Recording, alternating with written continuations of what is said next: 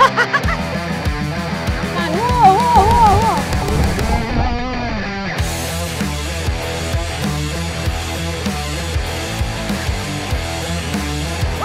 to Labuan Bajo, dan sekarang saya sudah bersama kapal Arua Pinisi mau berlayar ke spot Manta.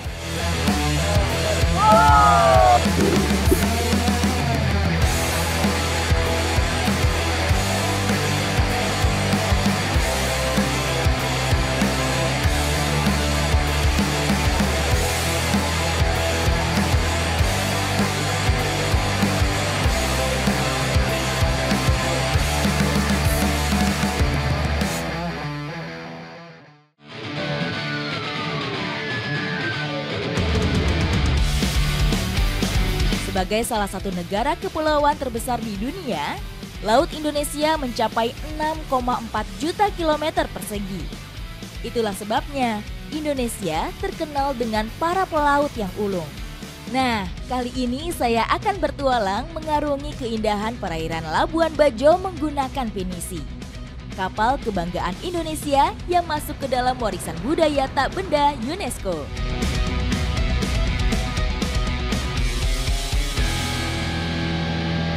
Sebagai destinasi wisata dunia, Labuan Bajo memiliki kekayaan harta karun alam yang tak terbantahkan.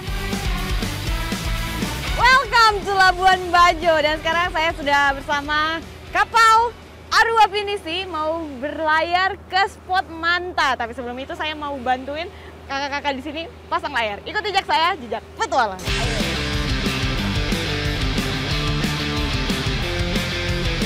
Oke, tarik kakak. Oh, talinya. Oke. Wih, kencang sekali ini anginnya, betul.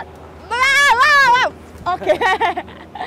Ini karena memang layar ini memaksimalkan laju, jadi kita pakai layar ini biar lebih cepat.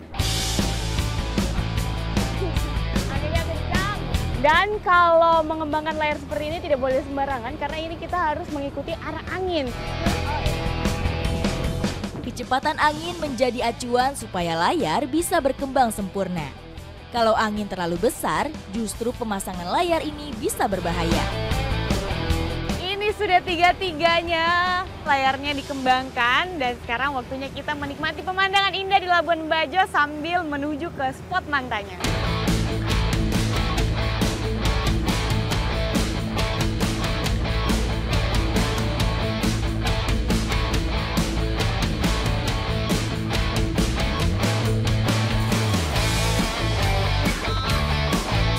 Kapal Pinisi berasal dari Bulukumba, Sulawesi Selatan. Kapal yang dibuat sejak abad ke-14 ini awalnya digunakan untuk membawa barang dagangan ataupun mengangkut hasil alam. Seiring berjalannya waktu, kini kapal Pinisi banyak digunakan wisatawan untuk berlayar, khususnya di lokasi-lokasi eksotis seperti Labuan Bajo, Bali, dan Kepulauan Raja Ampat. Sekarang saya sudah sampai di Manta Point dan siap untuk langsung ke lokasi pemantauan. Tentang air. Jadi kalau Mantanya ini suka yang berarus gini, Om? Suka, iya. Oke, berarti bisa jadi kita dapat hari ini ya? Hari ini. Dapat. Amin. Pasti dapat. Amin. Oke, sekarang saya sudah sampai di spot Mantanya. Sudah tidak sabar untuk ketemu dengan Manta, tapi sebelum itu, kalau dulu saya cliff jump, sekarang saya mau cobain lompat dari kapal Pinisi. Ikut jejak saya, jejak petualang.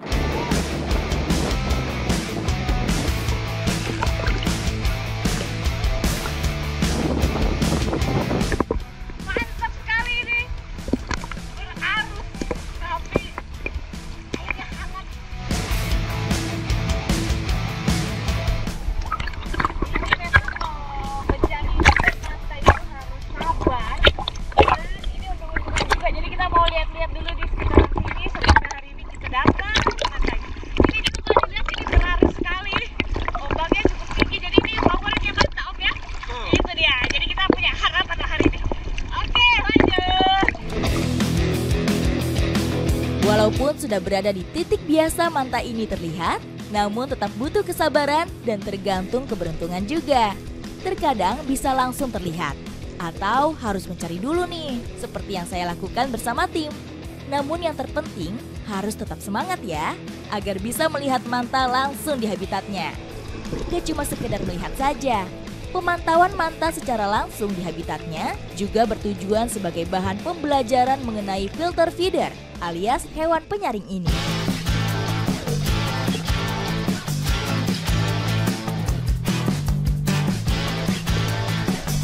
Wah, beruntung sekali saya bisa melihat langsung pari manta. Pari berukuran besar yang merupakan filter feeder ini dalam sehari mampu menyedot plankton hingga hitungan ton. Manta yang sering dijumpai di sini merupakan jenis manta Birostrisi atau biasa disebut pari manta oseanik. Ternyata mantanya sudah dapat. Dia ada di bawah, di dalam sekali juga. Dan memang dia tenang sekali. Jadi hari ini kita beruntung sekali ketemu manta.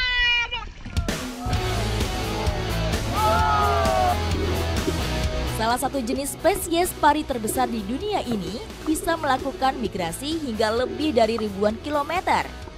Untuk melihat sea devil ini, tidak boleh terlalu dekat agar manta tidak merasa terganggu. Saat ini, status konservasi manta sudah dikategorikan masuk jenis ikan yang dilindungi secara penuh. Sehingga sudah selayaknya kita semua ikut menjaga dan terus melestarikannya. Ketika snorkeling di perairan Labuan Bajo, kita tidak hanya bisa melihat pari manta, namun beragam aneka biota laut bisa kita jumpai juga, mulai dari ikan-ikan hingga penyu. Membuktikan bahwa ekosistem di perairan Labuan Bajo masih sangat terjaga.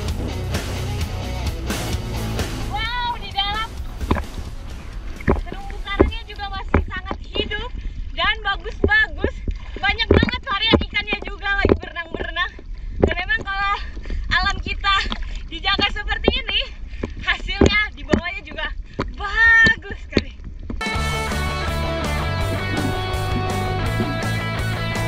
Itu dia, penyunya ada 2 lagi istirahat di bawah. Dan beruntung sekali saya ketemu penyu. Dan tidak hanya 1, tapi tadi di sana juga ada ketemu 1 lagi. Luar biasa sekali, kaya sekali alam di Labuan Bajo.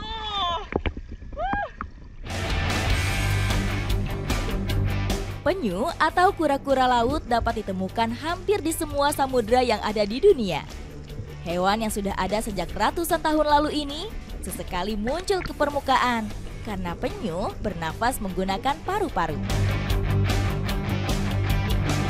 Indonesia menjadi habitat 6 jenis penyu dari 7 jenis penyu yang ada di dunia karena perairan Indonesia menjadi jalur migrasi penyu laut. Ketika menikmati keindahan laut, kita harus dan wajib untuk ikut menjaga kelestariannya. Jangan sampai keberadaan kita justru malah mengganggu apalagi merusak. Tadi sebelum saya masuk, itu banyak ikan-ikan kecil yang memang berenangnya sukanya sama laut karena di atas itu banyak sekali oksigen. Sungguh pengalaman yang luar biasa. Bisa bertualang menggunakan kapal pinisi, belajar langsung mengenai pari manta, serta menikmati keindahan alam di Labuan Bajo. Ikuti jejak saya, Jejak Petualang.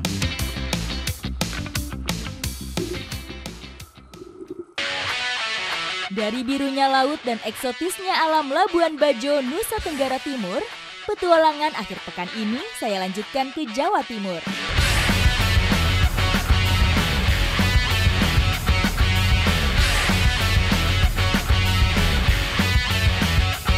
Sekarang saya sudah sampai di Situbondo dan tepatnya di Kampung Kerapu. Kali ini saya mau ikutan ke Karamba Karapunya. Ikuti jejak saya, Jejak Petualang. Kampung Kerapu Situbondo terletak di Desa Kelatakan, Kecamatan Kendit. Di sini disebut Kampung Kerapu karena di sini budidaya kerapunya tuh di karamba-karamba seperti ini. Dan tepat di belakang saya persis, ini tempat budidayanya, jadi lumayan banyak juga, lebih dari 1. Jadi kita mau ke sana nih. Budidaya kerapu di Situbondo dimulai sejak tahun 1999. Iklim yang tepat, tidak terlalu panas dan tidak terlalu dingin membuat Situbondo cocok jadi lokasi budidaya kerapu. Oke, kita sudah sampai. Sekarang saya mau lihat ikan-ikan kerapu di sini. Saat ini tercatat ada 43 keramba jaring apung di kawasan ini, dengan total kolam produksi mencapai 4.000 buah. Di mana setiap kolamnya bisa berisi 200 ekor kerapu. Tidak heran, Situbondo dikenal sebagai lumbung kerapu terbesar di Indonesia. Karena di sini budidaya, jadi makanannya juga harus disesuaikan ukuran ikan. Jadi kalau kita kasih makan ikannya lebih besar makanannya, nanti dia nggak makan. Ikan kerapu atau Epinephelus malabaricus punya pola makan yang unik. Ikan yang disebut juga dengan ikan grouper ini punya kebiasaan makan pada saat matahari terbit atau matahari tenggelam saja. Ini ukuran raksasa ini. Ini berapa kilo? 15 kilo. 15 kilo.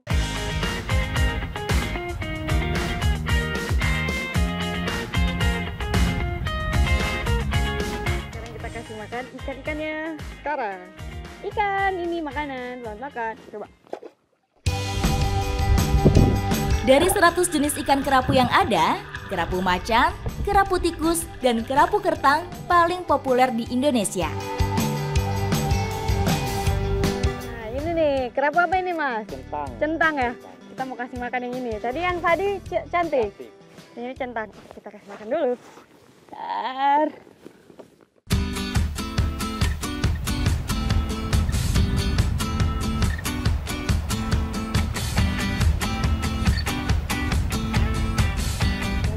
Udah naik di atas nih, tandanya dia udah lapar. Coba.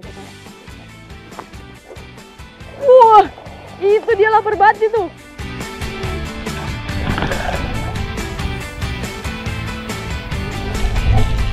Tidak hanya yang kecil saja yang mau dikasih makan, ini juga ada pembesaran kolam yang udah besar-besar ukuran kerapunya. Ini 15 kiloan ada nih. Kita mau kasih makan dulu nih.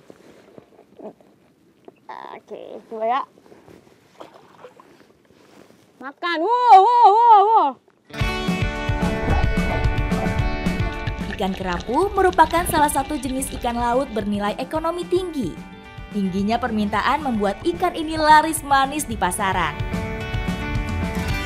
Kalau sudah sampai di Karamba seperti ini kayak kurang kalau kita nggak ikutan panen ya. Jadi saya mau lihat nih yang ukuran-ukuran yang sudah bisa dikonsumsi, kita mau bawa ke darat. Yang mana nih mas? Ini ya. Ikan kerapu merupakan penghuni perairan Indo-Pasifik. Ikan ini dapat ditemukan di laut dangkal, terumbu karang, laguna pantai, hingga laut terbuka. Ini dia ikannya. Kira-kira kalau di Karamba ini ada 200-an ekor. Sekarang ini udah bisa dikonsumsi ukurannya ya mas? Udah bisa. Berapa bulan nih umurnya mas? 6 bulan. Sekitar 6 bulan ini udah bisa. Nanti kalau kita ambil pakai apa nih mas? Nah ini. Pakai ini ya.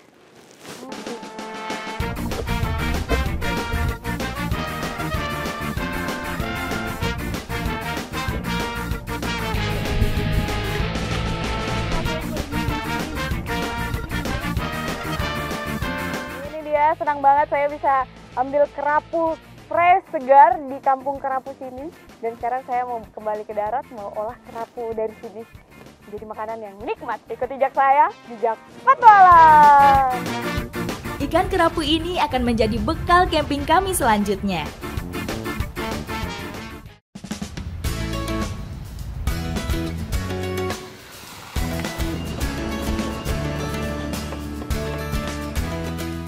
Menunggu ikannya matang, kita mau bikin bumbunya dulu nih, pelengkap makanannya biar makin nikmat. Ini kita pakai bumbu sederhana aja yang mas ya. Betul. Ada bawang putih, ada garam, terus margarin. Ini ada lada. Lada juga. Ada penyedap. Jadi ini sederhana sekali. Pokoknya yang pas dipakai untuk camping. Oke. Ini dari mana mas? Bebas. Meski sederhana, namun aromanya sungguh menggugah selera. Aromanya sudah menggoda sekali ya. Wangi banget. Wangi banget. Bikin perut keroncongan. Makin lapar ya. Semakin lapar. Ini kita tunggu sampai matang baru kita makan rame-rame nih.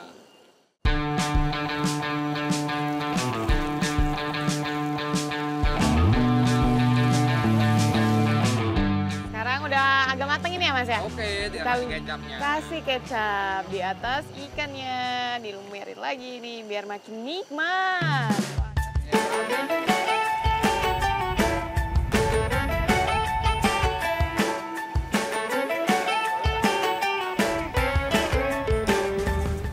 Sudah matang, sekarang saya mau cobain dulu sebelum makan semua. Saya curi start ya. Oke. Cobain dulu. Ini dia ambil Ajar dagingnya. dah. Wih. Coba ya. Waduh, waduh. Ini.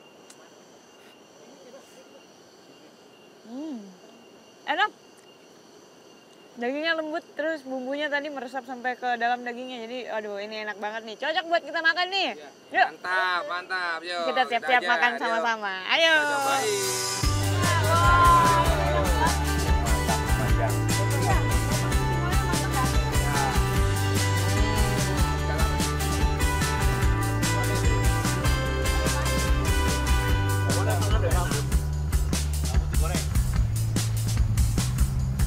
Wah, nikmat sekali ikan kerapu yang sudah saya ambil kemarin, dinikmatin bersama-sama seperti ini. Ramai sekali, terasa sekali kekeluargaannya, dan saya sudah kenyang, siap untuk melanjutkan petualangan saya. Ikut jejak saya, jejak petualang!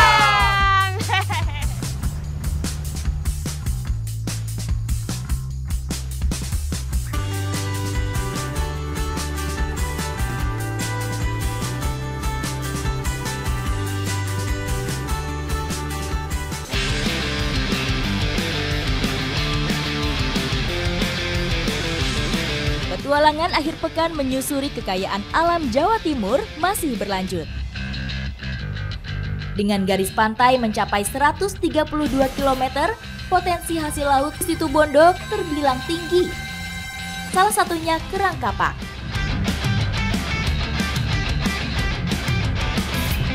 Dari Desa Agel, kali ini saya dan Bapak ini mau cari kerang kapak yang banyak di sekitaran sini. Ikut jejak saya, jejak petualang.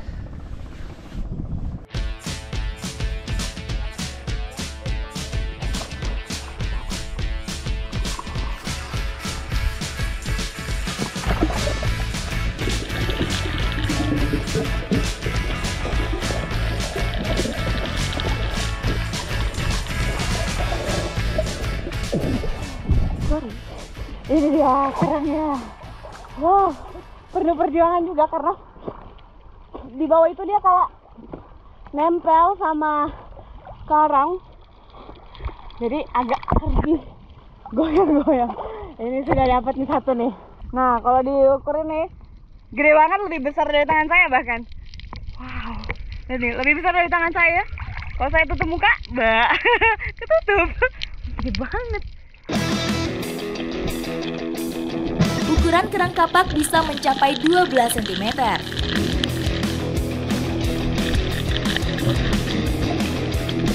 Kerang kapak mempunyai sepasang insang yang berfungsi sebagai filter feeder, yaitu mudah menyerap semua nutrien yang ada di sekitarnya.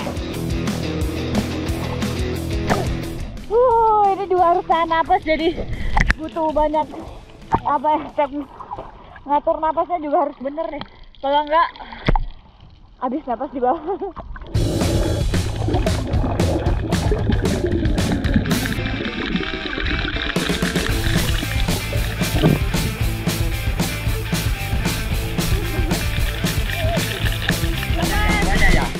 Dapat banyak banget di bawah sini. Selama itu tadi pas di bawah juga dia lagi buka ini ya. Wah, keren banget. Dapat. Habitat kerang kapak adalah perairan pasir lumpur dengan kedalaman hingga 10 meter. Ukurannya yang besar membuat kerang kapak menjadi satu-satunya jenis kerang yang bisa berenang bebas.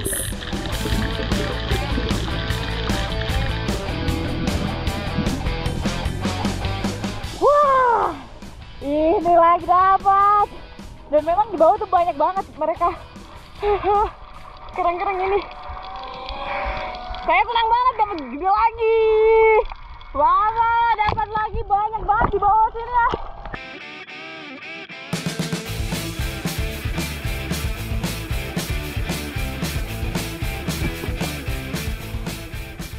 banyak, udah penuh Bapak. Misi berhasil pas lupa ini. Sekarang kita mau ke darat, kita mau olah kerang ini jadi makanan yang nikmat dan bisa mengisi perut kita. Ingat jejak saya, jejak petualang.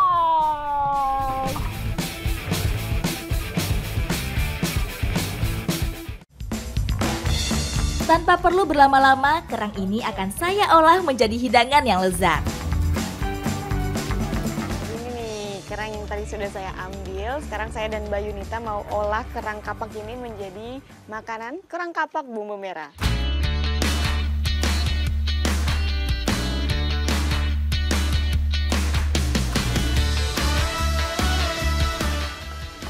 Ini dia dagingnya. Gede banget ya.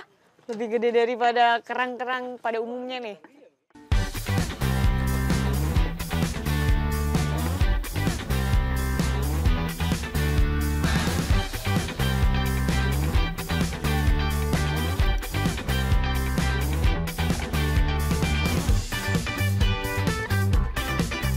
Nah, ini ada kotoran yang kita tarik nih.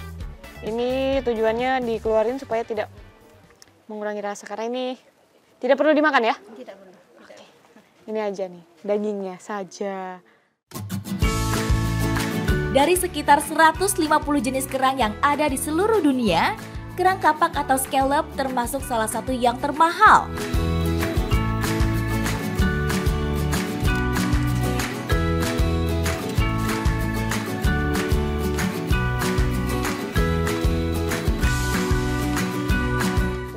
Kita rebus seperti ini nih supaya mengurangi lendir dari daging si kerang kapaknya ini.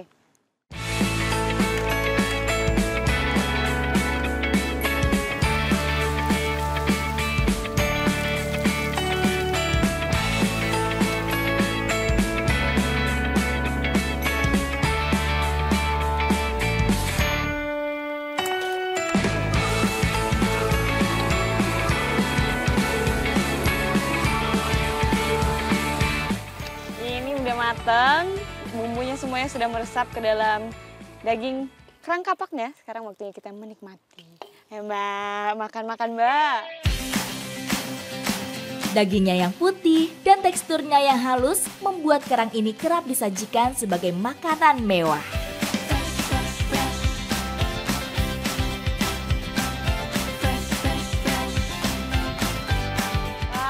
Enak sekali makanannya di sini. Terus saya punya energi juga sudah mulai terisi. Ikut jejak saya, jejak petualang.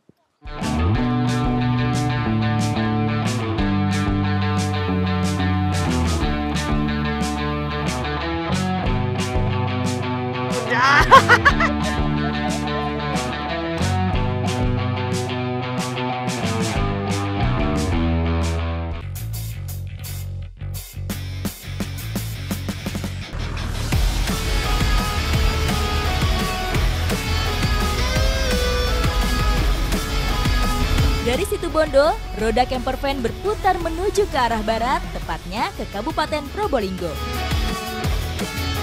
Saya sekarang lagi di tengah kebun cabai, mau ikutan ibu-ibu di sana panen cabai. Ikutin jejak saya, jejak petualang.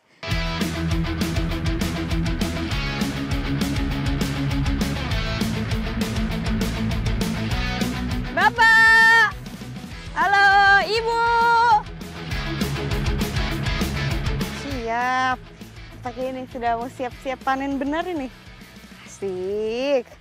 Jadi yang kita ambil yang mana nih, Bu? Yang merah. Yang merah ya? Iya, yang biru panen kapan-kapan lagi. Yang hijau ya? Iya. Siap. Kalau gitu yang merah-merah berarti yang orange gini udah bisa juga? Bisa. Oke, kita ambil.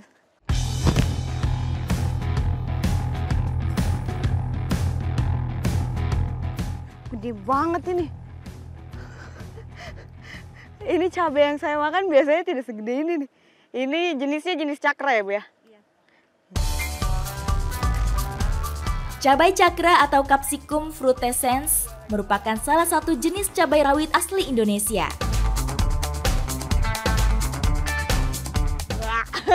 Jadi semakin ke tengah nih, pohonnya bisa semakin tinggi. Ini kayak kira-kira tingginya sudah setinggi saya nih. Tapi kalau kita lihat di bawah sini juga banyak. Jadi selain di atas, ternyata di bawah juga banyak juga cabai-cabai yang menanti untuk dipanen. Meski termasuk cabai rawit, ukuran cabai cakra terbilang besar.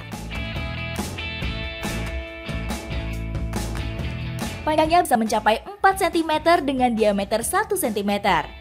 Bentuknya pun khas dengan tumbuh tegak ke atas. Ya, cobain. Saya disuruh cobain di sini. Kalau yang hijau harum. Ibu senang sama yang hijau, coba kita coba yang hijau ya. Kita coba lihat kesenangannya ibu. Apakah tidak pedas? Semoga kita ambil yang agak-agak yang besar saja.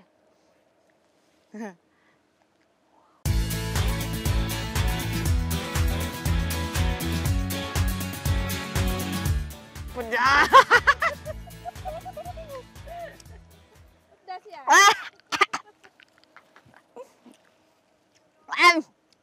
Pedas banget ini. Soalnya dia juga besar ya, Bu ya. Iya. Dan memang kalau bukan cabai namanya kalau nggak pedas. Pedas banget ini. Ibu, saya kayak mau kebakar.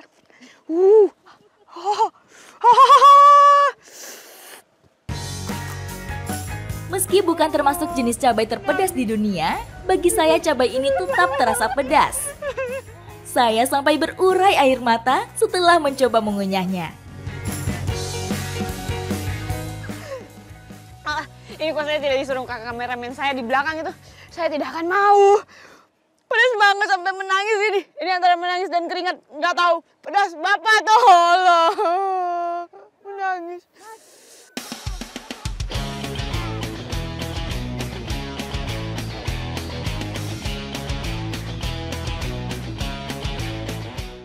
Asli ya, tantangan yang satu ini bikin saya menangis. Dari semua tantangan yang pernah saya lalui, ini yang paling ekstrim kah? Bukan. Paling pedas. Oke.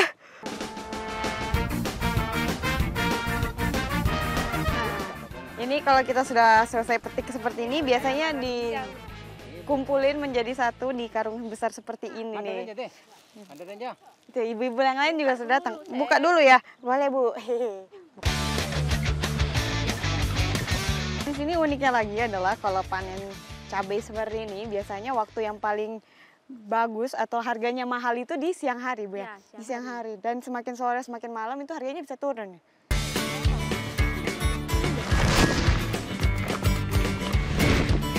Wah, ini udah banyak sekali. Ibu, Bapak, kalau saya minta sedikit buat masak, bolehkah? Boleh dong. Boleh. Wah, baik banget. Wih, itu bukan sedikit, Ibu. Itu sudah banyak. Sudah. Buat di rumah juga. Oh iya, terima kasih Ibu ya. Nanti Ya. kalau cabenya naik lagi saya kesini. Makasih Ibu ya. Ya. Ikut jejak saya, jejak petualang. Ayo Bapak, Ibu, makasih ya.